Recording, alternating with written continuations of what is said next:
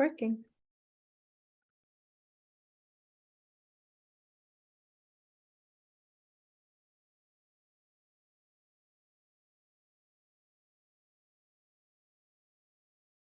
Looks like it's streaming. You're muted. All right, wonderful. So I think we are live on Facebook and YouTube as well. So exciting.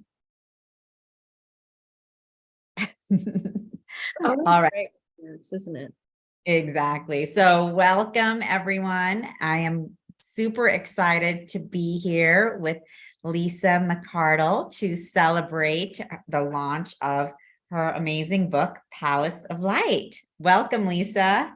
Thank you so much. Thank you for having me. It's my Of great honor to be here this day. of course, of course. Super exciting. And so I am just, welcoming Dana, Kathy, Margaret, Michael, Andrea, all of you tuning in on Facebook and YouTube, either live or on the replay.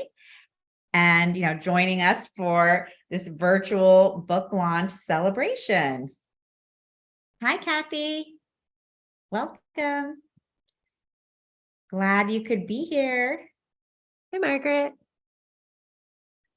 And I am just seeing how I can actually kind of move around with the spotlight a little bit. I normally just shows on my screen, but I haven't, I don't We're know. just figuring out. Exactly. You're spotlighted, so that's good. Actually, let's see here.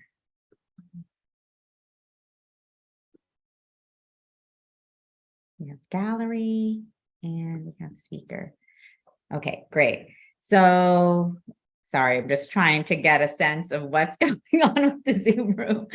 All right. Well, so I'm super excited to welcome you, Lisa, here on our virtual launch party for you. And I just wanted to introduce everyone to Lisa McCardle.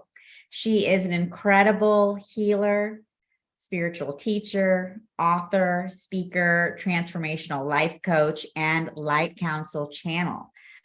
Lisa is the creator of Inner Wisdom Awakening. And for over 25 years, she's been guiding many souls from around the world, everyone from high-powered executives, influencers, everyday people, through the process of awakening for expansion, finding purpose, and reclaiming true personal power the feminine way. Lisa is passionate about supporting souls to plug back into the source of which they were created, to awaken their fullest potential and witness the magic of their extraordinary life unfold before them. And she has also created this amazing book, Palace of Light. And we are just excited to invite you and welcome you to celebrate your book, share your journey with us, and also, your personal journey of creating this book, but also your spiritual journey.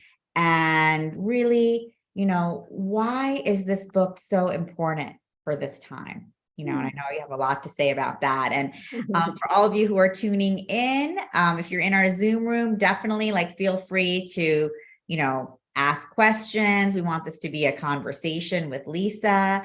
And for anyone who's not in the Zoom room, feel free to join the Zoom room. You can find, the link on in the Soul Search community on our event page, and also, on you can go there to find the Zoom room link. So Lisa, welcome. And we're excited to have you here with us.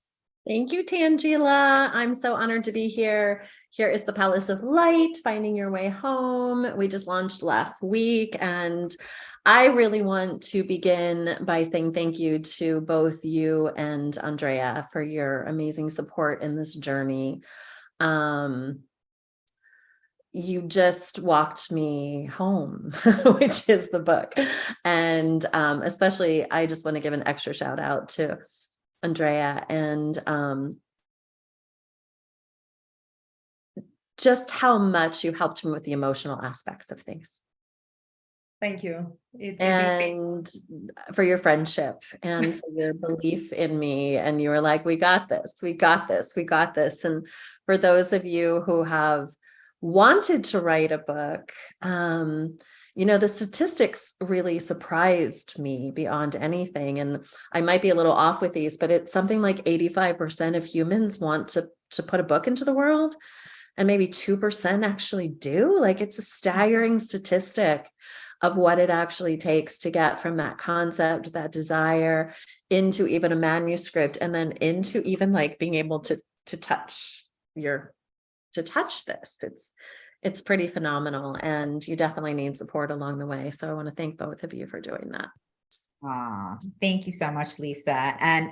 And actually, I didn't introduce Soul Search and what we do.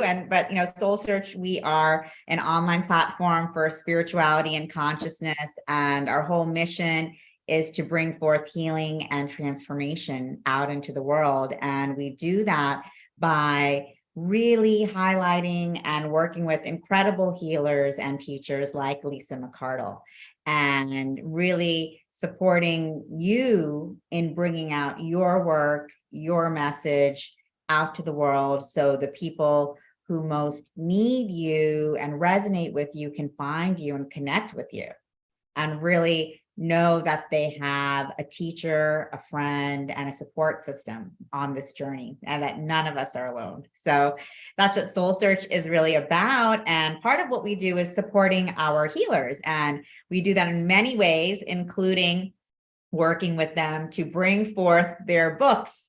And Andrea Billing, who's here with us, she is our mastermind in terms of our book publishing, and works with many authors to really help, like what Lisa was saying, like make that journey from concept and idea to that final creation, which, is, as Lisa is going to talk about, doesn't happen overnight. It doesn't. So welcome, Andrea, and thanks for being here. And did you want to share anything just about, your experience working with Lisa and bringing this labor of love into existence? Sure. Thank you. Thank you for having me, and thank you for creating this space, Angela, first and foremost, for healers, and for the people who need this healer to meet them, because I think this is something that's really unique and wonderful about Soul Search, that it brings these two groups of people together, healers and people who need healers. So and then for coming up with all these great ideas on how we can help more, and Soul Search publishing is just one part of this whole thing, which is Soul Search. So I'm really excited to be part of this project and to help more people to bring their books into the world, because I think we all know that we are aware of the power of the words, and how the words can make the world a better place and can bring more love and awareness into people's consciousnesses. So it's not so much a thing of, okay, I want to be a #1 bestseller author, which Lisa is, by the way, with her book on Amazon now, so she has that. But it's about bringing a contribution, and it's about offering your gifts to the world, the gift that people need. So that's what we are here to do, just to support this process and make the world a better and a kinder and a more loving space and a more aware space by helping you to bring these books into the world. And tonight is Lisa's night, so I won't ramble about this more. I just want to thank you, Lisa, for simply existing on the planet at this time, for being such a selfless, loving human being, goddess, for allowing this gift of writing to flow through you so beautifully. Because although this is her first book, I've read many books in my life and I've worked with many authors, but her book is a jewel. It's a precious jewel. It's so beautifully written, and those of you who already got the book already know. Those of you who haven't, just get it, because it's not so much the wisdom and the guidance that's in the book, it's Lisa's heart, totally raw and open. And the way she conveys the information, the storytelling, everything in the book is really rare and unique. So to me, it's been a privilege to be part of this journey and see her blossom as an author. And I know this is just a beginning, a very auspicious beginning, but it's just a beginning. So there is so much more to come, and I'm so excited and I'm so thrilled, and I look forward to seeing you grow and being there for you, and yeah, Thank you. that's it. That's all I have. Thank you. Thank you for touching my heart and for seeing me. It means everything to me. Thank you. Thank you, Andrea. And thank you, Lisa, exactly, for just existing, being who you are, and sharing yourself so fully. So, we're just so excited for you and proud of you and here to celebrate you as you bring all of this forth. And, we'd love to hear a little bit more about, what this book is about, what it means for you, and what it means for all of us during this time. Awesome. Well, I think, it's I'm happy to dive into it, and it's so multifaceted. And some of you that I'm seeing here with us live have been such an integral part of the deliverance of this. And I want to give my love back to each and every one of you. Really for walking me home. I mean, feeling so emotional within it all, but that's kind of the beauty of the Palace of Light. So I want to I'll begin at the beginning, actually, which is has been a call in my heart for at least a decade, if not 2 decades. I've known that there's books. I've been told by every psychic, intuitive, medium, numerologist for the last 30 years that there's books coming, and that the word, like written word, was part of my contribution to the world. So it was always alive in my soul. And then the calling, we as precious human beings on this planet during this massively transformational time, we are summoned and we are called. And I really want to premise everything that I say here to really tie back that I thank you all for showing up for me in this moment in the Palace of Light. But the truth of it is that how any one of us walks home is really an opportunity and a contribution in your own way, through your own mastery, through your own deliverance. It's how are you going to walk yourself and those that are around you or within you? We're walking each other home. And by walking each other home, we're walking each other home to a higher consciousness. We're in an evolutionary sequence and frequency right now, the likes of which we've never seen on the planet before. And we truly are walking each other home to a place that is so alive, yet so elusive within us. And so whatever the calling is within your heart, it feels like this is the time. So my hope is that the book is an inspiration as it is a tool guide for ascension. That was the intention when I began writing it. And I'd say for probably 4 years, I was like, okay, I'm going to write a book. I got to write a book. I have to write a book. The book is coming. I have to write the book. And I kept taking all the hello, recording. Hello and welcome. So the Palace of Light, finding your way home, and how we're just walking each other home in all of the ways. And so there was this call in my heart to write the book. And so I took so many, write your masterpiece in a weekend, and here's 6 weeks to writing your book, and here's this. And I just kept like trying to find the methodology to write a book. I was like, I know there's a formula out there. I know there's a formula. But those of you who know me well know, and I'm an Aquarius, so let's just start there. Like structure and formula isn't really my jam. I have been an entrepreneur for 30 years. I've started many businesses, brick and mortar and otherwise, and I never once had a business plan. Like it's just not how my brain works. And so I kept trying to find this methodology for writing, and I kept trying to get the formulas. But again, it's just not how my brain works. And I have this really beautiful client that lives in London, and she's probably one of my greatest cheerleaders and greatest fans, I would say. We've worked together for a long time, and she's just so values the messages that come through me from spirit. And I have to say that that is truly the conduit, is that messages come from spirit through me.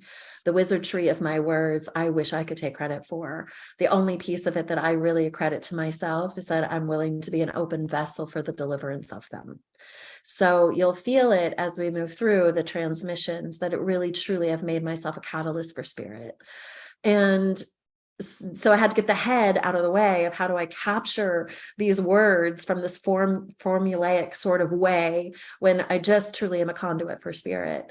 And this beautiful soul in London, as everyone said, just write, just write, just write. And so finally it just clicked, and I just wrote. And I didn't write in any kind of formula. I didn't, all the classes I had taken where they were like, it's so simple. You just make your structure, and you find basically your chapters and your subchapters, and then you write in those. And that was never going to work for me. So what worked was I took every concept that spirit wanted and had been speaking through me with my clients, with my own healing, my own heart. And I was like, okay, I know this book is about ascension. And it all started to kind of formulate and become clear to me in the middle of COVID, because COVID, and from my perspective, was I call it the AC and the BC, like before COVID and after COVID, right? We're all different humans. And it was this catalyst that it was like, I knew my book was about ascension. I knew it was about the awakening process. And there was a quickening that occurred during COVID. And the whisper in my heart and in my soul was like, it's timely, it's now. And so I just started writing the concepts of, well, what do we need? What's the first thing we need to begin this transformation of awakening? And spirit was like, you need presence to all things. You must have presence. You can experience, you cannot experience the deepening of anything, let alone everything, if you're not fully present to it. And so I was like, well, let's start with presence. And then starting with presence, I was like, well, what's the concept of presence? So I just started writing about presence. And then I started being so present in my own life at the next level. I was really embodying the deep learning as I was also offering it through me. So it was a transformational process to deliver it through, because it is coming from spirit and higher consciousness. So I was like present. And then I would take a walk out in this beautiful meadow that was behind my house, and all of a sudden, spirit would stop me in my tracks. And there was this oak leaf one day. I was just having like a mess of a day, and I was like, I'm gonna go get some exercise. And I'm out there, and all of a sudden, like, I stop in my tracks, and a breeze comes, and this oak leaf falls off the tree, and it does this whole spiraling dance in front of me. And spirit says, did you see it? Do you get it? And there was a teaching within that moment of presence, and spirit was saying, like, that leaf simply fell from the tree. It was not concerned with where it was going to land. It just let go, because it knows its divine order. It knows that this tree was its tree of life, and it knew that it came to the sequence of its life where it needed to let go, and it was not concerned with the deliverance. It simply allowed it to be. And I watched the leaf dance on the wind and literally land at my feet. And spirit was like, did you see it? And I was like, I got it. And then I went home and wrote about it. So like, this book is literally an experience and an expression of presence. And then it just started unfolding. And it wasn't all written in any kind of order. It was a mesh of a tapestry, is the best way I can describe it, of concepts and feelings and stories and whatever wanted to come through. So I got through I wrote a lot about presence, and then I was writing a lot about the Light Council, and I was just piecemealing all of these things together. And I got to the third pillar. So the book has 5 pillars. There's presence, there's connection, and the teachings through presence or to connection is that through that state of fierce presence, where we're here now. When we're in the future, we're in anxiety. When we're in the past, we're in depression. And the gift truly is this moment, this breath. It is the only thing that has any weight in the experience of being a human. And in that present and in that moment, everything is actually mostly 99% of the time just fine. So from that, then we have this opportunity to develop a much more expanded opportunity for connection. So we can connect to ourself, we can connect to our higher self, and we get to be able to hear all of these whispers that the universe is gifting us all the time, like a leaf falling from a tree, right? It changed my life. Well, maybe it'll change yours. That's the hope. So I'm in this, have all these pieces everywhere. And I'm like, don't worry about how they come together. Just keep writing. And I got into this really beautiful flow, and it felt it felt amazing. And then I got to the third pillar that was starting to come through, and I was like, okay, you're present, you start to connect, everything becomes heightened, you feel more of the communion with spirit, the messages are coming through.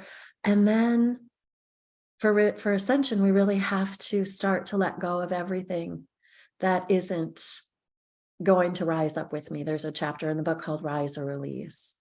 And so what we begin to learn is that everything we created in third dimensionality and the density that we are literally in the process of rising out of destroying and uncreating, so that we can get into a higher dimensionality, into a higher frequency that is about communion and connection and community and unity, that we actually have to deconstruct all the mechanisms of third dimensionality to be in the ascension and in the rise.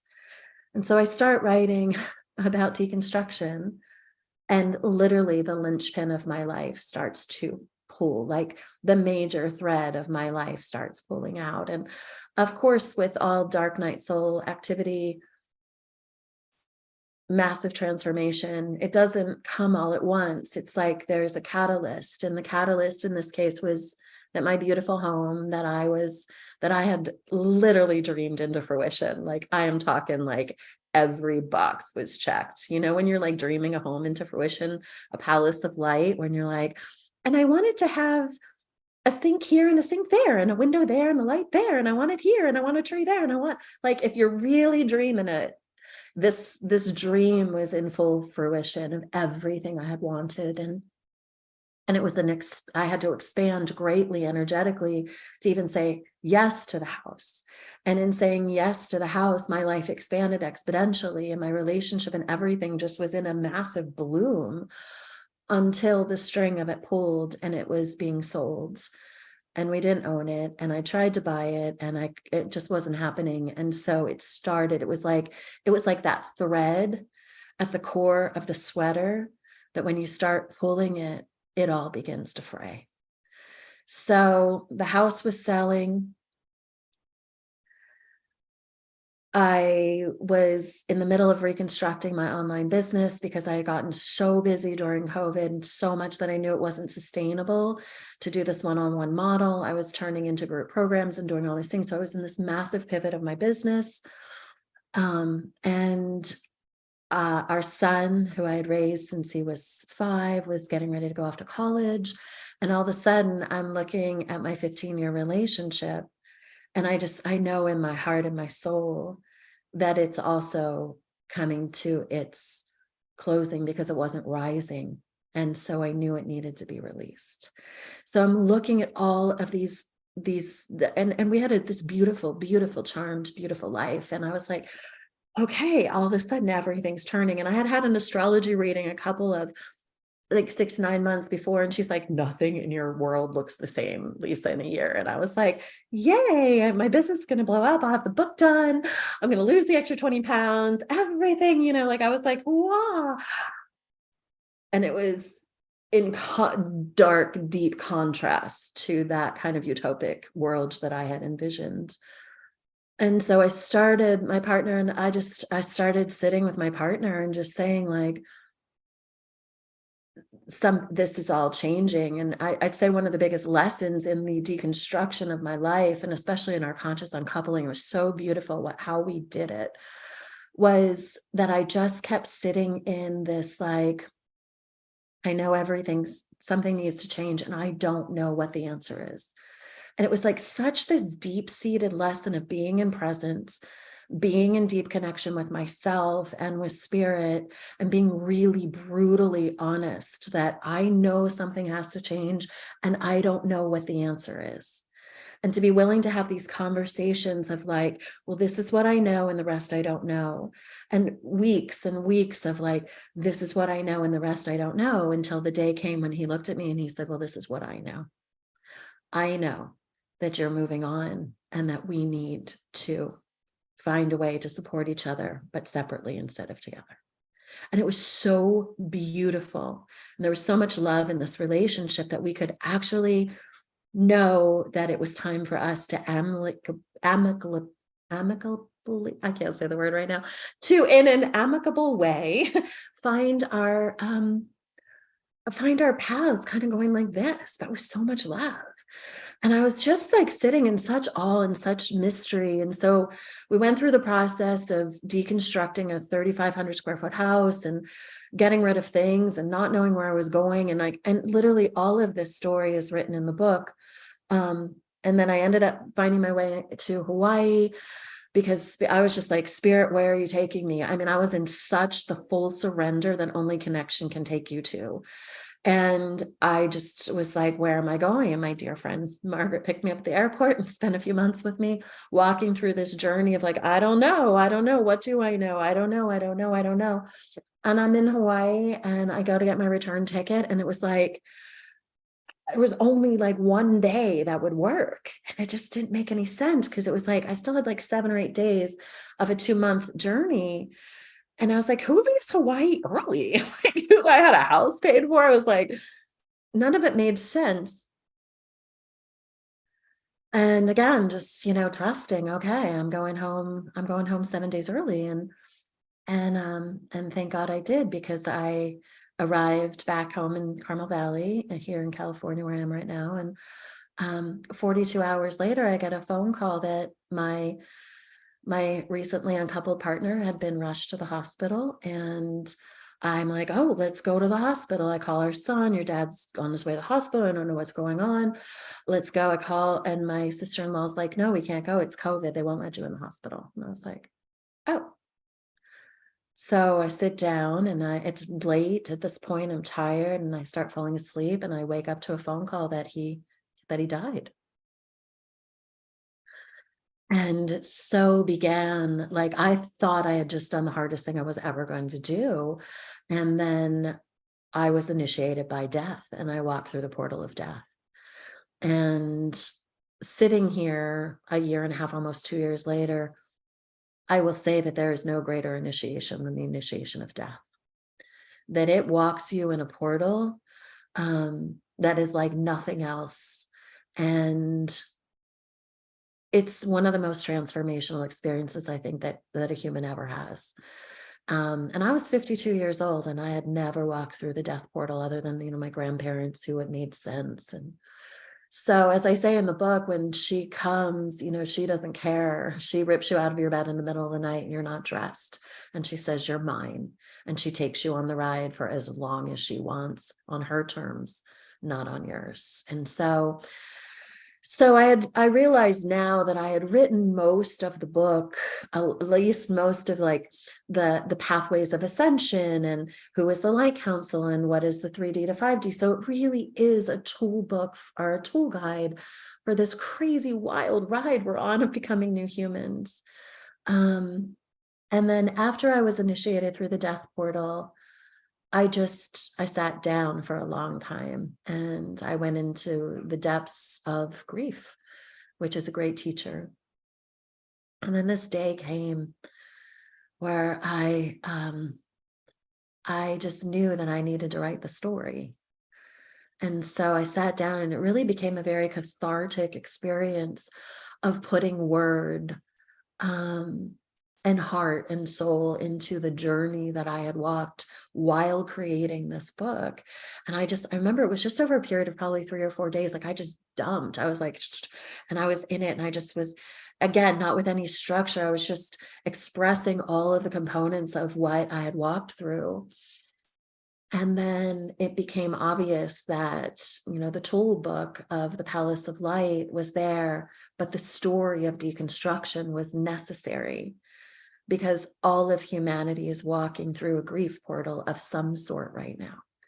Every human is being asked to let go at the depths of people, of places, of belief systems, of ideals, of relationships. I mean, we're cleaning up karma. People are leaving, completing relationships in all kinds of ways. And a lot of people are leaving the planet and giving over their bodies. So I tell the whole story, not to make it as much about like, wow, look what I've been through, but wow, I mean, I've been through it, but so has everyone. It's like everyone has a relatable point of their own dark night, deconstruction, death to resurrection, to remembrance, to rebirth that we're all walking through. So my sense is that the Palace of Light becomes a tool guide, but it also becomes something that's very relatable because people understand grief on this planet right now. And even if you haven't lost significantly through, separation or through death, we're also grieving that we ever forgot that we are the light beams that we are. So everyone can relate to the experience of grief. And the beauty, I think, of the book is that it is so raw in its experience and in its expression that makes it so relatable. And that makes it's simple in a lot of ways, but this journey, there's a lot of spiritual teachers out there, and it's really easy to get into the quantum and the galactics and making it all very, untangible in this higher awareness, and all of that is there, but we are all humans just like literally walking home. And my desire for the book is that it is relatable, that through my stories, you can see yourself within it, and that the tools that are within it actually gives the tool belt or the step up for us all really to get through and to the other side, and knowing that none of us are doing this alone. And so that's pretty much the journey. I really want to say the Palace of Light, I haven't really talked about how the name came about. It's kind of a cool story. I have this really good friend who lives she lives on Oahu, and she and I had lived in Big Sur many years ago, the same time. And I channel a group of beings called the Light Council that is the galactic crew, and she's in the process of writing the galactic history of the Earth right now, and it's all channeled. So we have our friends that we channel, and sometimes like we'll just get a hit where I'm like, I think I got a message for you, and she's like, I think I got something for you, and we'll just, it's nice to have friends in faraway places connected to divinity. And one day she was like, I just feel like I have to get a message for you, and it was actually during the time when the home was unraveling and I didn't know where I was going. And it was during that time, and I was really hungry for support. And so she went in and did like a tarot reading and a channeling, and she came back with the messages, and she said, for those of you that understand like star season, I connect very much with the Pleiadians, and she said she went into her Pleiadian. She said the Pleiadians came forth, and they told her that that I could choose, but I didn't need to incarnate back onto this planet again unless I chose. But they told her that my Palace of Light was waiting for me there. And when she said it, like, your Palace of Light is waiting for you here in the Seven Sisters, basically. And when she said it, every part of my heart like knew it was true, and just kind of had this ripple through. I hope you can feel it through me in this moment. And I was like, oh, Palace of Light, Palace of Light. And I was like, I want my Palace of Light right now. I want it here.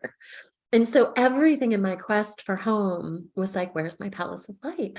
So I was literally looking for a Palace of Light. And so, of course, it's a metaphor. We know that the Palace of Light is what lives within us richly. And it is that truest essence of our soul. But I was on the quest and moving and being in so many homes, and truly still, and even in some ways to this day, still like, where is home? Especially as I'm here back in Carmel, and I'm like, is this home? Like, where's home? What is home? Like, I feel like all of humanity is on a quest for home right now. We're just like, where do we belong? Where is our home? Where are our people? And let's remember that we're deconstructing the illusion of separation and the attachments to things outside of ourselves as security. And what we're really seeking is that unity and that remembrance of being home within our soul, within our light, and within the comfort of our soul family, without attaching that to a location or a home or an experience. And it's not easy because we're so programmed to find comfort in those things. And, I remember, and being home here back is giving me even more of an opportunity to, like, for so many years, I never thought anything was going to change. Like, I was super happy in my beautiful utopic little world that we lived in, but I knew in my soul that there was more. And I was brave enough to let go to see what the more was. And as we all are, we're all being asked to let go to see what and know what that more is. So I feel like all of humanity is really seeking the palace of light. And we're all remembering that it isn't something that exists outside of ourselves, but that it is alive within us. And we're really, truly all walking each other home. So that's it. Beautiful. Thank you so much, Lisa. I mean, what an incredible journey to, be going through as you're writing this book. And it is a guidebook for all of us, just because, and just because you had your own personal experience of this ascension process. So it's not something that, of course, it's something that you downloaded, but it's something that you downloaded and also walked through on your own, in your own way. As you said, like, we're all doing it in our own way. We are all going through that process of separation from what we know and what we've known, and releasing all of those programs, as painful as it can be. So it's Separating from the great illusion. That great illusion is separation. Like, don't believe the lies. Like, we're really separate from nothing, but we have to just untangle all the entanglements and come into a greater remembrance of what is actually true, right? And you said this was a guidebook for the ascension. And so what does that mean for you exactly? Yeah, well, my sense is, we're in this great time. We're seeing a lot of deconstruction on the earth plane. I do believe we're in what many call the Great Awakening, in the welcoming of the new earth. And I kind of naively thought that we're just going to, like, snap our fingers and be in this utopic new earth. I was like, woohoo, let's get a new earth. That sounds amazing. And I had a really strong religious upbringing, and there was a lot of prophecy, we'll say, in the religious upbringing about this, the new earth. Really, I mean, a lot of religion talks about it, the Bible talks about it. There's just a lot of different imprints of what that actually looks like, right? So my philosophy is that we are in ascension, and that all of our souls chose to be here, very, very, and we're chosen. We are the chosen ones to be here at this very delicate and profound time, where this is written in the book, but where we're shifting out of a third dimensionality, which is dimensions are their frequencies, their vibrations, less than places, but we're moving out of that low density and we're elevating into a higher, more rapidly firing dimensionality. So we have to leave all the things that were created in that 3D realm behind. And, we're in this portal of elevation and ascension,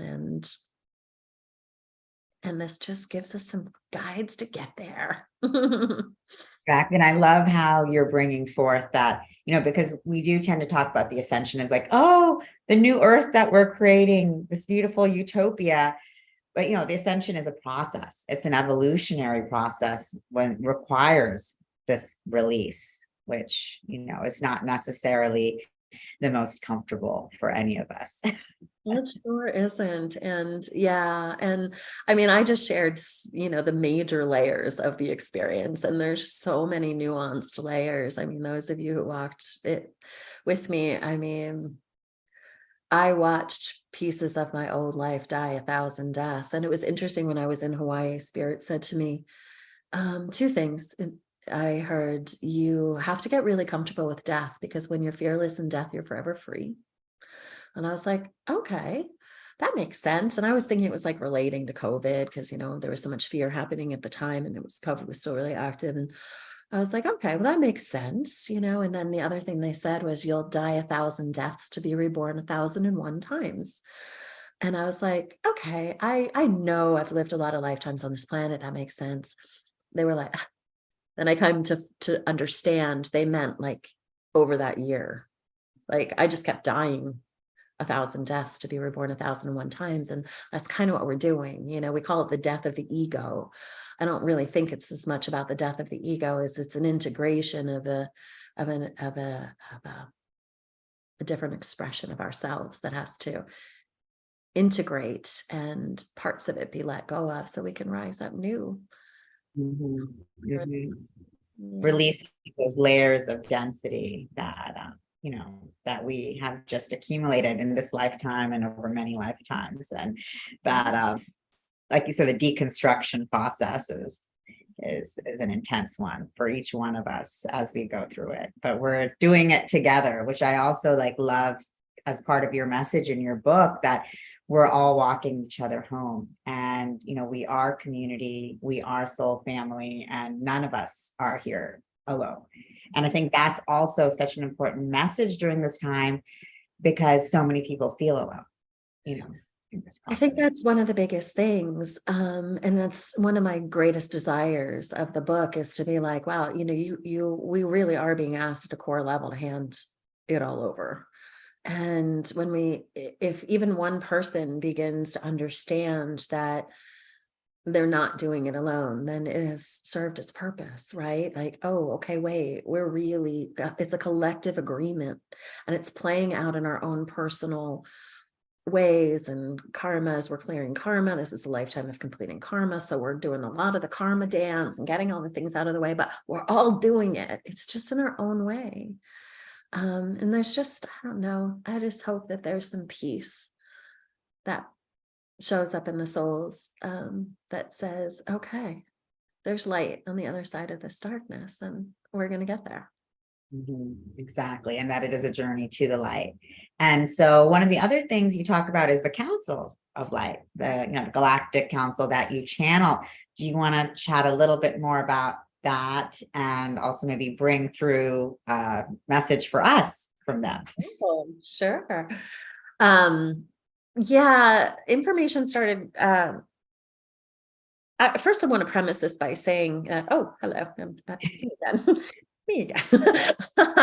I want to premise this by saying I believe that we're all conduits, we're all channels. I think that channeling can get to be a little mystifying sometimes, but really, truly, I see that being a channel is really being a conduit for the words, right? A conduit for the frequency, a conduit for the vibration. And every single human on the planet is a conduit for these things. And when it first began for me, I was a very young, like 26, 7-year-old yoga teacher.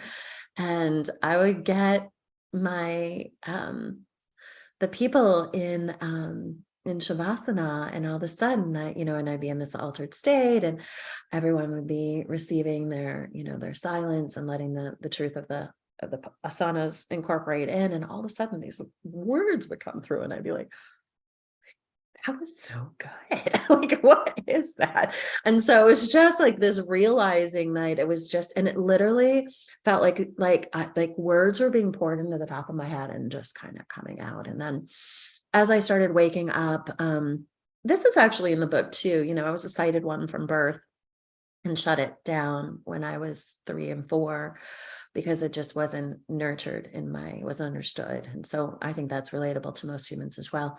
And then when I started doing massage at 26, and I was touching humans, all of a sudden I started seeing again.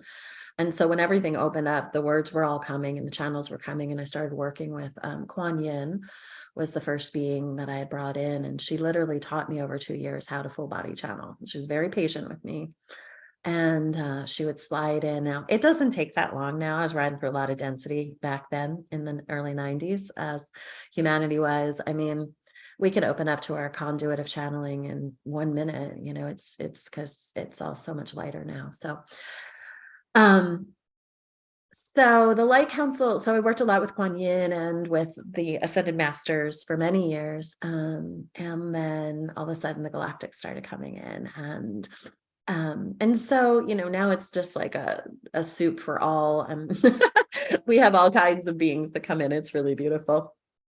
And so what I found mostly in sessions is that they would come and speak through and just kind of deliver the messages for people. So let's see what wants to come. The thing that we would most like to say in this now moment is that we cannot stress enough the truth of the great illusion that is upon you, that you are in any way living as separate from yourself, separate from your higher self, separate from source itself. What we see is the true poison, or we would call it the virus upon your planet at this time, is the great illusion that in any way you are separate.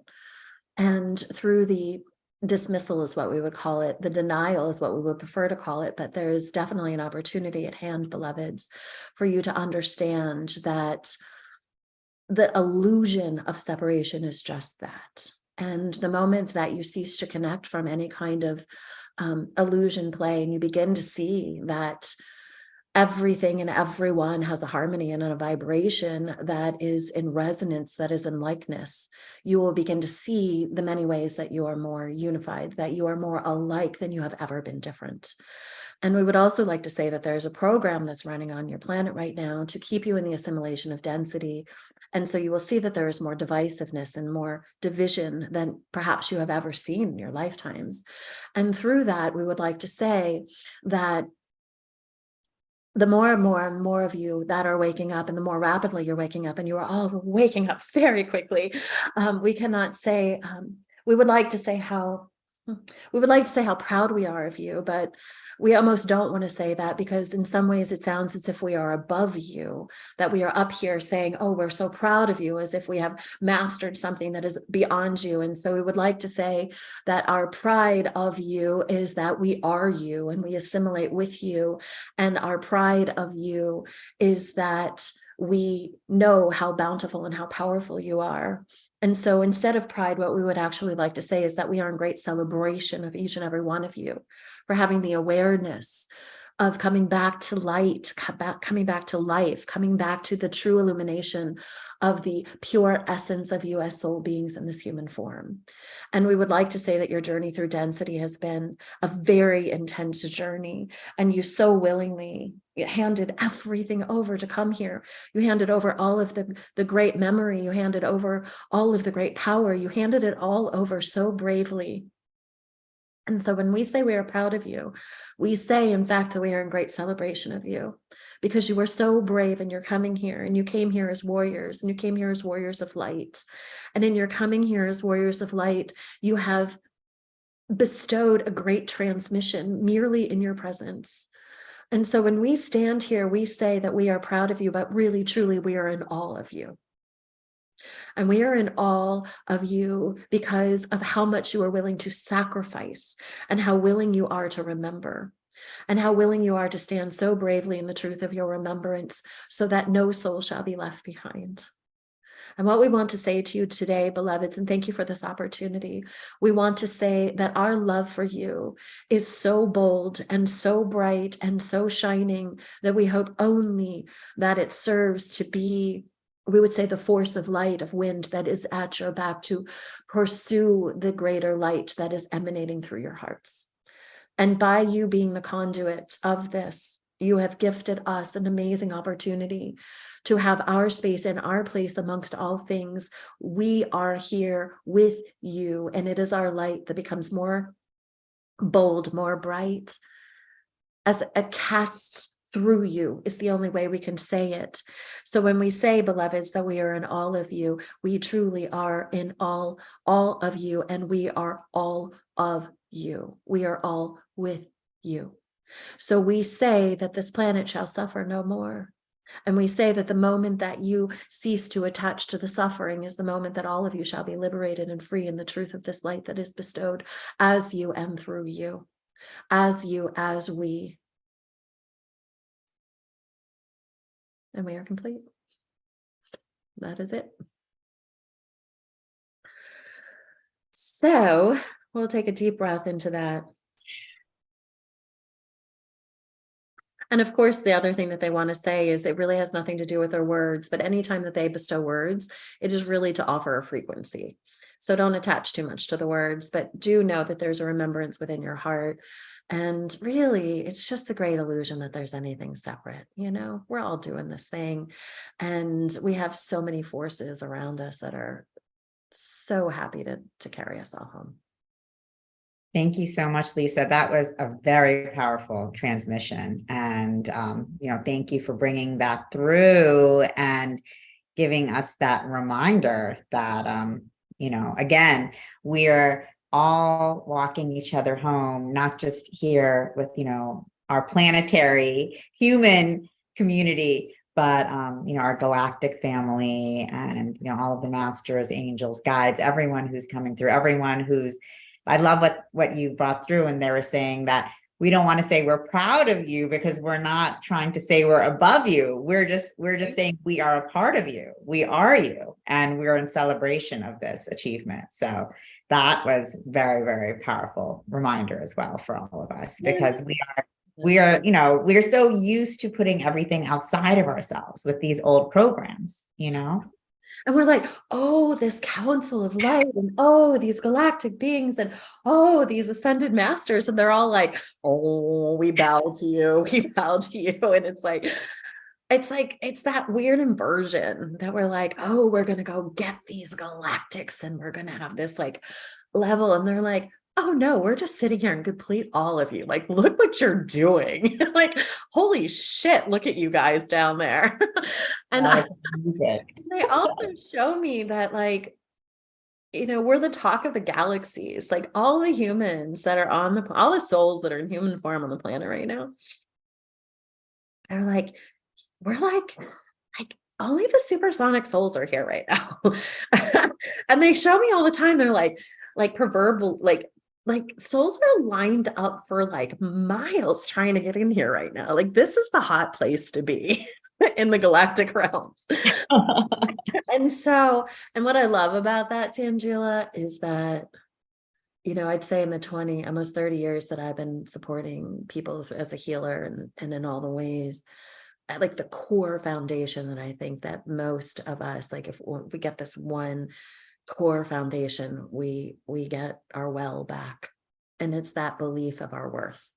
Yeah. And knowing that and so what has come through it is one of my favorite lines from them over the years. They say, you're worthy because you exist. And if you want proof of it, you're a human being on the planet. Yeah. Nothing else has to be said. So we want to find all these like reasons why we're worthy, and it's like, well, you're here. Look at you. Like, you don't need anything else. You're amazing. You're a human being. Hello. So, Exactly. Powerful, powerful communication. And Dana is actually asking, I'm really wanting to open up my interdimensional communication with advanced star beings and higher consciousness, and also to make this more conscious. Does the Council of Light, or do you have any advice for how I can do this? Which is a great question, Dana, because again, we have the tendency to look at someone like Lisa and say, oh my God, how incredible is that? She's able to channel and communicate with these multidimensional realms. I'll never be able to do that. And actually, we can all do it. So this is part of our ascension process and really remembering who we are. So Lisa, I'd love to hear what you have to say about that. Yeah, and actually we all are doing it. I mean, that's the thing. The great illusion is the separation, and that we're not. So Dana, I would like to say, because there is a desire and a call in your heart, that tells me that you're already connected with them, because you wouldn't desire it if it wasn't already part of the pulse of your experience. So just like it's kind of the same methodology that we work with when we're enhancing someone's intuition. It's really about trusting. And When I first, so yeah, the words started spilling in as a young person, but when I really started optimizing channeling, I started with writing, and I wrote every day. I mean, I have this huge book of hand, and it always had to be by hand for me. And there was something in the motion of my hand and the writing of the words that it would just spill forth. And so it was the delivery system that worked for me. So I say start there, because it kind of helps get out of the, you know, I compare it to intuition, because we're all intuitive beings. Every human being on the planet is a highly intuitive experience, but most of us don't trust it. And most of us want proof that what we're seeing is real, or what we're hearing is real, or what we're intuiting is real. And when the whispers come or the messages come, you have to trust them. And there's a deepening, and there's a deepening, and there's a deepening is what they want to say. It's like, if you begin to trust the presence because you heard the call within your heart, that means that you're already attached to them. You're already aligned with them. And if you give them space to commune with you in a higher manner, this is what they're saying, give us the space to commune with you in a higher manner, and we will very rapidly unfold the kind of the flower petals to bring you to the, to the piston and the stamen that's in the center. We'll bring you to the center of the flower, and that's where we'll meet you there. So ask, give space, try writing so that you can get out of your kind of head and just see what comes through. And mostly trust. It's with the invitation that they will begin to make themselves very present to you. But then you have to get out of the way to be in the receiving of it.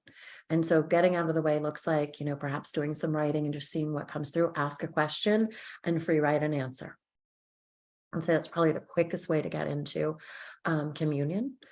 And as you begin to trust, then you'll begin to surrender more to the influence, to the deliverance that they basically are reminding you that there is no separation, right? It's a great illusion of third dimensionality. So it's not like it's them and in you, it's we. And by trusting and getting out of the way, the flow will come more and more and more. And it just takes practice. Now, it is definitely easier to get into a meditative state. So whatever the tools are that you use, I've been certified in a whole lot of things over the years. One of them was the Theta healing practice. And there's a methodology within the Theta healing practice of going down and rooting into the earth, and then going up through the planes into the higher realms. That's how I found the higher consciousness. I'd go up into the sixth plane of existence, and that kind of just opened me up for all of the higher realms when I went galactic. I see the planes kind of coming up through the chakra system and the higher chakra systems. When the galactics came in, so fascinating. I'd go up to the sixth plane, and then I would go over and off to the right and up. And I feel like when I'm finding them, I always go over there. It's just the weirdest thing, but that's how it works for me. So there's planes, and then there's dimensions, and I find them in a higher dimension. So whatever your methodology is for getting up and out, walk the steps up, invite them to show up to it as a daily practice, and expect the connection, and you will be granted. That's it. It's quite simple, really. Amazing. And Dana's saying, yes, thanks. I'm already using writing, as that's the main way I can do it at present. Perfect. And just keep working with it, and then keep inviting them. You have to give them permission. And then you have to start kind of peeling yourself back and letting them come a little bit further forward. It's just a walk in, and they'll take you there. They'll take you there. Wonderful question, Dana. Thank you so much. And so if anyone else has a question, feel free to pop it in the chat, or you can just come off of mute and ask Lisa about that. But I think, Dana, that was such a great question. And Lisa, what a beautiful answer, because this is so representative of us moving from separation into unity consciousness, because it is a we that we're in, and we're in communion and communication all the time, constantly. Yeah, we're all divine conduits for higher knowledge and higher source. I was with a client yesterday, I think it was, and she's a teacher, and I was, what was coming through was just like, there's a divine well of knowledge. Like, we just tap into the infinite knowledge, into the infinite wisdom. It's part of our higher expressions, part of our fifth dimensional opportunities. And some of us are just popping through the veil a little bit sooner, and that's okay. Like, everyone's got their own density dance, but we're all doing the thing. So be gentle and be loving, and just keep your eye on where you're going, even if you don't know what it looks like, then your soul knows. And just keep inviting, keep trusting, and keep allowing, and keep expanding. It's all here for us. It's a beautiful journey. Exactly. And that is the journey of ascension. And so you had mentioned that you have 5 steps in the book. So what are they? And if you wanted to share anything else with us from the book. Sure. Well, there's 5 pillars really of the book. So pillar 1 is presence, which I had talked about. And I believe it's the starting point of everything, right? I mean, only through presence do we get the gifts, and do we really find our way home. And I also find presence to be probably one of the most challenging steps in it all, because we have so many distractions and so much overstimulation and so much operating on us and around us and through us, trying to keep us out of presence, really. So it's our innate state, and we get to remember how to be there. So coming back to presence, coming back to this now moment, coming back. One of the tools that I share in the book to get there is sometimes I'll literally tap on my thymus gland. If I'm just like, what about this? All the things we do as humans out there spinning around.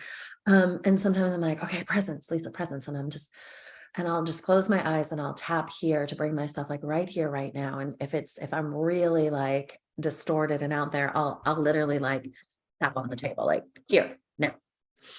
And then breath is always the key to bringing us home. So my favorite breath, and what I love is the breath is the tool that's always with you. And if it's not, you're not worried about presence, because you are all present, right? So my favorite, so I'll tap, and then let me just fix my video here. And you take a regular breath in, and then a really, really exaggerated exhalation through pursed lips, and it becomes that like the slowest exhale you can possibly muster. And doing that 3 times, and it's a biohack, and it's a naturally down regulates nervous system, and it takes you from that sympathetic, which is the fight or flight, into the parasympathetic, which is the rest and digest. It is literally a physiological somatic biohack to get you into presence, and it lives with you all the time. So tapping that, and then because my eyes are closed, another thing that I'll often do, and this kind of brings us to pillar 2, which is connection. I'll often optimize the senses. What makes humans so unique of all of our galactic friends is that we have these amazing senses, right? And that's also part of the reason that beings love to be in human form, because we get all the senses and the sensuality, and we can touch and taste and feel and smell and hear. It's like, we're really, really cool. We're supersonic beings. We really are. And so I'll optimize my senses to bring me into greater presence. What do I smell? What do I hear? What do I hear far away? What do I hear near? What am I tasting? How does it feel? Like really optimizing the senses to bring me into this present state. And then sometimes when I open my eyes, I'll land on, what is the first thing that you see? And what does it mean? Because everything is symbolic, right? So even if it's like, oh, there's 3 candles there, and 2 of them are white and 1 of them are pink. What does that mean? And they're sitting on lotuses, by the way. So, so the beauty, this brings us into connection. And part of what I talk about in the book too, is that the more present you are, the more able you are to connect. And it brings us into the opportunity to really glean, like the universe is always communicating with us through everything. And in that presence, we can catch it. Now, it's been a lifetime of exploration. So I have a whole data bank in my head of whatever, what a lot of the things mean, like the numbers and the animals and things like that. But Google can be your friend. Just if you don't, spiritual meaning of, have at it all day long. So wherever my eyes land, I take in the information. So right here's these 3 candles. I know the lotus blossom is part of ascension, right? It's part of out of the mud, the lotus it moves to the light. It's part of it's symbolic of awakening, of coming into the light. The 3 I know is the number of the holy trine. It's the creative number. It's also the number of the body, the mind, the spirit, the Father, the Son, the Holy Spirit, which is the feminine expression of Christ. It is the holy, it is the sacred, it is the sacred shrine. So 3 is a power number for me. And the color white is being, of the highest regard, being in communion, connection with all things, and pink is the color of love. So I just use that as an example, but through those presence practices, wherever I open my eyes, I come into what does this symbolically mean, so I can find my connection, which is pillar 2. Pillar 3 is deconstruction, as I had said, and the deconstruction phase is really where we have to, the word that's coming through right now is disavow to all the things we were attached to. And sometimes that's like physically deconstructing our relationships, the job that you have not loved for 30 years, yet you believe you have to, whatever it is, there is a letting go, which of course requires significant amount of trust and a lot of surrender. And the deconstruction phase is the letting go. And when you're willing to let go of the things that are no longer aligned with who you're becoming, it is almost the catapult, the catalyst that takes you to the 4th pillar, which is ascension, which is rising up in your frequency, in your energy. It's the rise, it's the lifting up into 4th, 5th, and beyond dimensionality, because we have access to 9, 10, 11, 12. At this point, when I started writing the book, it was like 5D. And then it was like, oh, wait, that is so outdated. Even in the 2 years, I was like, we are so beyond that right now. So you get it, stair steps. And then the final is literally just came through as like the rise. And so we ascend, we're walking up. And the 5th feels to me, it is the rise. It's the rise and shine, right? It's like coming to that higher level, standing at the, you've made the arduous journey up the backside of the mountain and you're standing at the precipice. And this vast array is what it is you get to take in. And I believe we're all pivoting between all of those. And that's in the book as well. The Ferris wheel of awakening, we're down here and we're like, whoa, whoa, whoa, whoa, whoa, we're in the rise, we've ascended. And then we're like, how did I get back down here? And so it's not a straight line. We're moving through all of them. We get back to presence. We come back to connection. We deconstruct some more. We ascend some more. We're at the rise. We're all of it. It's a living, breathing organism of transformation. We're doing it all. But I see that as we go through all of them, each time we're actually positioning on a different, on a step up, right? And we're like, okay, now I'm up here, this next thing, and your dips are going to be a little less down to the old, like that's done. And now you're vibrating up here into the next rise up and the next. And so we're just in this Ferris wheel of ascension, of moving upward. And, there's all kinds of tools in there and that are very practical between breath and meditation and connection and communion and earthing and grounding and, so many things that that are very familiar to most of us, but sometimes they just need to be, we need to be reminded. Beautiful. I mean, those are amazing steps. And I love how you also said that it is not a linear journey that we're on, and process of ascension is not just this straight line up, but it's, ups and downs and, transform, it's almost like a spiral, right? Because we continue to level up, but it doesn't mean that, we're not going through this release process over and over again. Well, and it accelerates. Like we're constantly letting go, but we're not like, we don't have to dark night soul it for eternity. Like we're just like, oh, let me like let go of that. Okay, that's done. Whew, I don't need to, and the opportunities are endless. I mean, I've had a lot of communication stuff come up in the last few days, especially coming home and friendships and things. And I'm just like, oh, here's another opportunity to deepen the well and to come into a higher level of consciousness. And I consider everything that we experience like that to be a great teaching, a great teacher. And I welcome it all. Like we're here for it all. And the hard stuff and the uncomfortable, and the more like I just went deep with a dear sister because we had a communication snafu and disappointments that we had both presented for each other just today. And it was like, thank you. Thank you. Thank you for being part of my ascension and for having the really hard conversations. And I'm here for it all. If I learned anything through this journey, it's to be fearless in the face of it all. Thank you for sharing your fearless journey with all of us. So inspiring, Lisa. And, we're coming to a close. I just wanted to see if you wanted to read something from your book, share a little bit with us so we could hear, some of what you have brought through. Yeah. I think what I'd like to read is, I wrote this poem, and it was literally not that, like, it wasn't that long ago that I wrote this poem. And it was like, as we were doing some of the final pieces of the book, I was like, I think this needs to go in there. And Andrea agreed. And so, it's called, it kind of sums up the whole journey that I walked through too. So it's called The Red Phoenix. I am the Red Phoenix. I rose up fierce from the ash after the inferno came and burned the entirety of everything to the ground.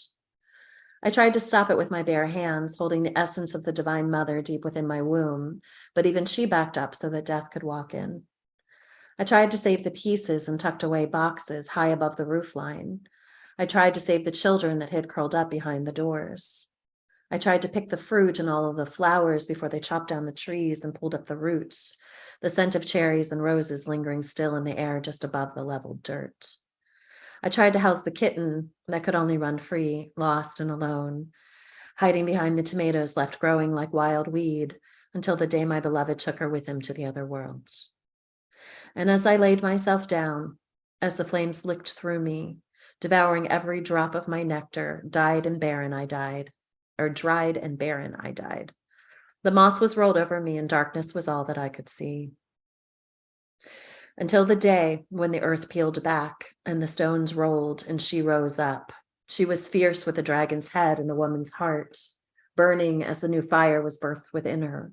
She sprinkled magic upon the land and watched it spring to new life. You cannot rush the winter, dear one, she was told.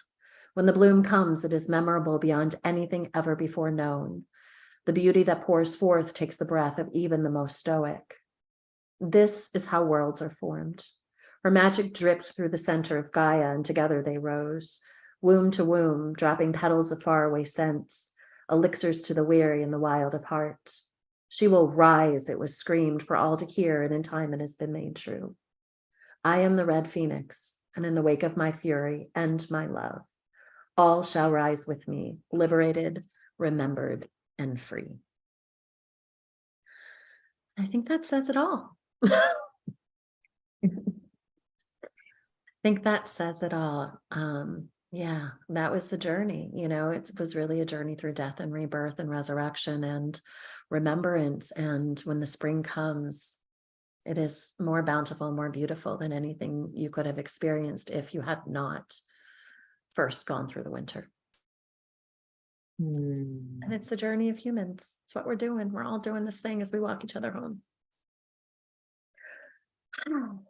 Yes, thank you so much, Lisa. You are the Red Phoenix, and each one of us is the Red Phoenix in our own way, in our own life, and all of humanity is going through this death and rebirth process, whether we know it or not. So thank you for, creating this incredible guidebook for all of us that's, based on not just, messages and channeling, but your own, personal experience. That's so raw and so real. Thanks for being so brave and sharing all of this, because not everyone is brave enough to just, share their stories in such a vulnerable and powerful way.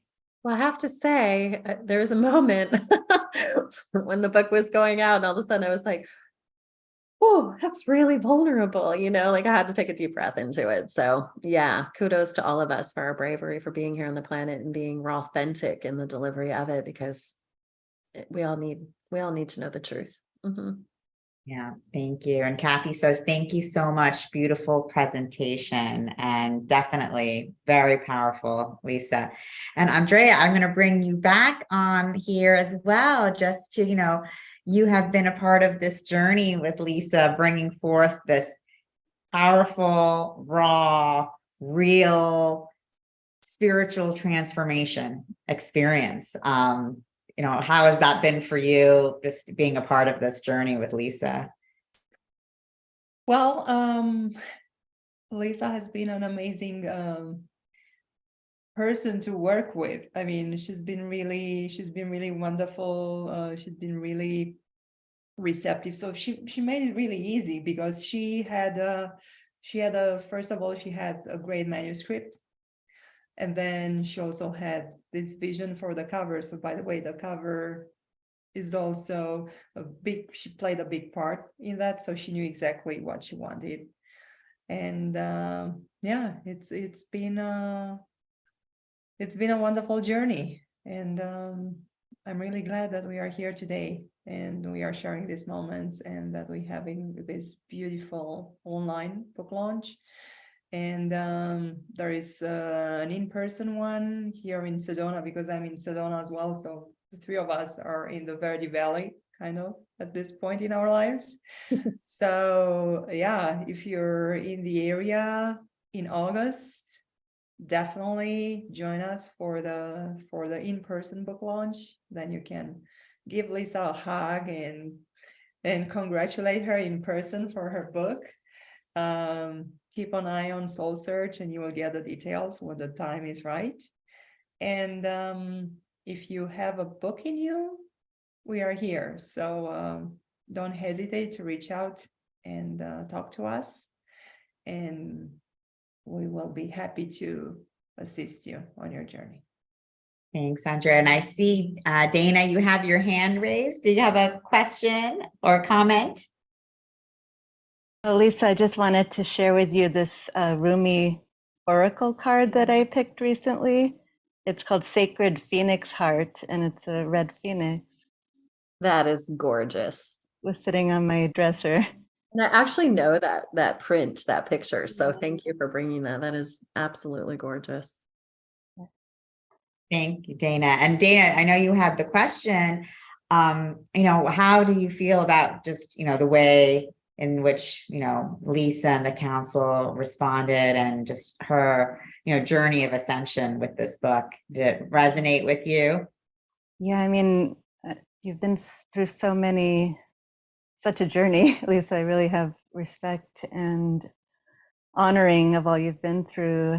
And at the same time, I also, I feel encouraged that you're bringing in this higher consciousness, and that it's so natural for you. And I really feel it's part of my next phase to also do that in some way, especially with the beings that I feel most connected with. And so whenever I have a chance, I just ask, to piece together the pieces of suggestions and advice for opening that to another level. And it's usually similar themes. So I just thought, I don't know if you have an answer to this, but I just thought I'd ask one more thing. Maybe you don't have an answer yet, but when the Pleiadians made you that offer of not having to come back here to Earth anymore, do you think you would accept that? Do you think you would want? Oh, isn't that the best question ever? Well, here's my truth, and I have thought a lot about this, and thank you for the inquiry. It's such a great one. from the lens that message was given to me in my journey, in my own awakening, I was like, oh, thank all that is holy, because I don't ever want to come back here. But and I know I've been on this journey. I've been here doing the circle for a long time, and I'm ready to go, home. But here's what I know to be true now, is that home that I long for is the home that we're creating here as we bring heaven to earth. And two things come through this to be true. This earth is about to be the palace of light that it has always been, underneath the shroud of the illusions that are disguising it. And so from that perspective, being here would be a pleasure. And I also believe that we have the capacity to extend our lifetime exponentially. So my plan is more, as time goes on, I believe that we will be expanding. What I perceive is that I'm going to be here for a very long time in this incarnation. And therefore, I might feel complete by the time that comes. But we'll see what happens. I appreciate the inquiry. Wonderful. Thanks so much, Lisa. And I see that Mel, you have a question as well. So I will add you in here so we can hear your question for Lisa. Well, thank you. I just wanted to say to Lisa that I just wanted to tell you that I'm in awe of you, and I appreciate your service every day and everything that you choose consciously to give to each one of us and to help us come home, because I know how hard it is to do that and stay present every day. And I couldn't do it without people like you to guide that journey for me. So thank you.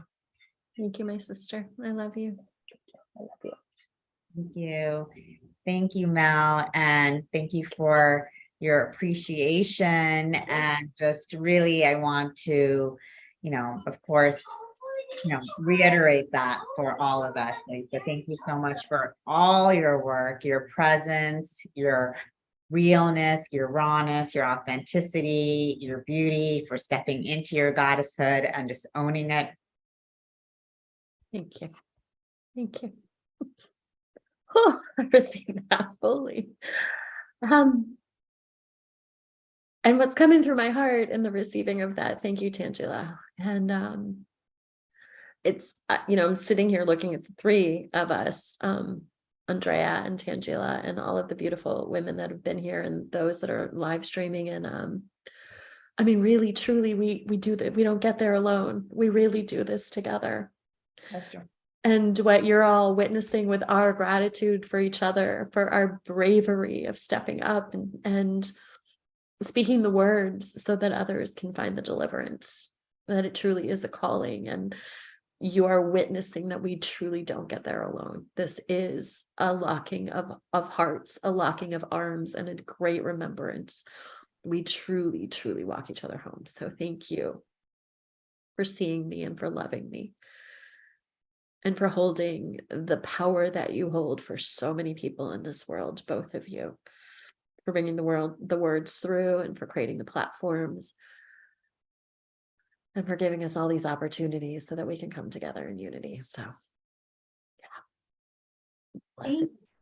Yay, we did it. We're doing all the magic. We did it. And I just want to say congratulations again. This is such a beautiful celebration. And thank you all for joining us on Zoom, online. This is, not the last thing we'll be doing with Lisa. We are going to continue the celebration, and all of you can pick up her book on Amazon, Palace of Light. And I think, Andrea and I are also planning on starting a book club in our Soul Search community, and most likely going to be doing a reading of Lisa's book together, which is going to be a lot of fun. And also, Andrea mentioned we have her upcoming live book launch in August as well in Sedona, for those of you who can be with us locally. So, we are just super excited about, bringing your message forth, Lisa, because I just think it's so important during this time. And also, I know you have many more books ahead of you. So Yeah, we're already started the second one. There's another one coming someday. Yay. And then for all of you watching, I mean, what an amazing story, because we have, an author here, first time author. And so each one of us, has a story within us as well. So, Lisa is a beautiful example that we all have stories that, we want to share, and the world wants us and needs us to share. And, here's a beautiful example of that. Yes, for each one of us, this is possible. And so at Soul Search, we're really here to support all of you on this journey. And Andrea here has the amazing expertise to really help bring forth your story out into the world. Oh, thank you. Yeah. We are in this together, just like Lisa said. And the beauty of Soul Search is that, and creating these things together, is that, there are other people out there who can, they do book marketing and they do self-publishing, but they don't have this community that we have here. And this is the community of people who need your book, who want to hear what you have to say. So this is such a blessing that a project that was kind of birthed a year ago has grown so much in just 1 year. It's just amazing. So I can't wait to see where each one of us will be in 10 years from now. That will be interesting to see. I know it sounds like 10 years, but the way that time flies by now is just probably, it will go by like, blink of an eye. So yes, we are here for you, and thank you, Lisa, for trusting us with your baby and with your heart. We did it. Oh, and I know we keep saying there's one more thing, and we could be here until midnight, but we won't. Really? The one more thing, and I know that you know this, Andrea. And now I know it because I'm here, but got through book launch and did all the things, and this whole 2 years, and then the thing, and then there's a book and there's a thing, and I was like, oh, I'm so I just kind of let down, after you birth, it is a birth, and it was and no one was bringing me stews, no one was bringing food to my door post delivery. And I was just so tired. And I was like, I did it. And Spirit says to me, oh, this isn't the finish line. Mm-hmm. This is just the beginning line. You just getting started. And I was like, oh, okay. So just reminding that, we bring these big things and we birth. And after you deliver the baby, you're you're just getting started at that birth. So I know that that's true for a book. It's true for a lot of things. And I just offer it back. So whatever you're creating, you have to take the rest. But when you bring the deliverance into the world, and then you're really just getting started. So it was a funny thing that I didn't get until I got. Now I get it. Exactly. This is just the beginning. So, there's so much more to come. And so we're really excited to be a part of this journey with you, and, community together, supporting one another, on our journey home, on our journey back to the Palace of Light, which we've never left. We're just remembering. Amen. Amen. So thank you again, Lisa. We love you so much. Thank you, Andrea. Thank you. Thank you to all of you for joining us, your questions and comments. And for those of you who are watching online or on the replay, you can find Lisa's book, Palace of Light, on Amazon, and you can stay connected with her through her website, through Soul Search. Lisa has a beautiful online community that you can be a part of too. There's one-on-one sessions, group channeling, and Soul Search, we have, amazing community that you can be a part of as well. If you're a practitioner healer, you can become a member of our directory and platform. And if you are a seeker, community member, just join us, be a part of what we're bringing forth. We want to hear your stories, what you're looking for, what you need, and we have a lot more to come. So just so excited, so grateful for all of you. Thank you all for a beautiful evening, and we're looking forward to staying connected. Thank you.